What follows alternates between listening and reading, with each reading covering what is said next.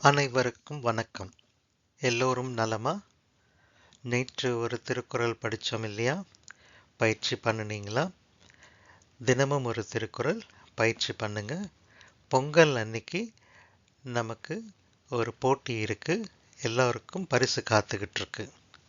வாங்க இன்னைக்கான திருக்குறளை பார்க்கலாம். குறள் எண் 77. அதிகாரம் அன்புடைமை. பால் அறத்துப்பால். குறள்: என்பிலாதனை வெயில் போலக் காயுமே அன்பிலாதனை அறம். என்பிலாதனை வெயில் போல் காயுமே அன்பிலாதனை அறம். இந்த குறளின் பொருள்: எழும்பில்லாத பூச்சிகள் வெயில்ல எப்படி காஞ்சு வருந்துமோ அதுபோல அன்பில்லாதவர்கள் அறமானது காய்ச்சி வருத்தும் அப்படின்னு திருவள்ளுவர் சொல்றாரு. வாங்க குறளுக்குள்ள போகலாம்.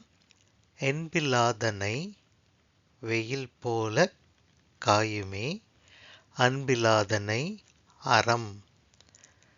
நான் சொல்றேன், பின்னாடியே சொல்லிட்டு வாங்க. என்பிலாதனை வெயில் போல காயுமே அன்பிலாதனை அறம்.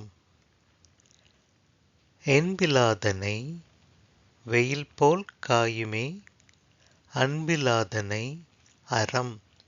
ரொம்ப எளிமையா இருக்கு இல்லையா? இன்னொரு முறை சொல்லலாமா?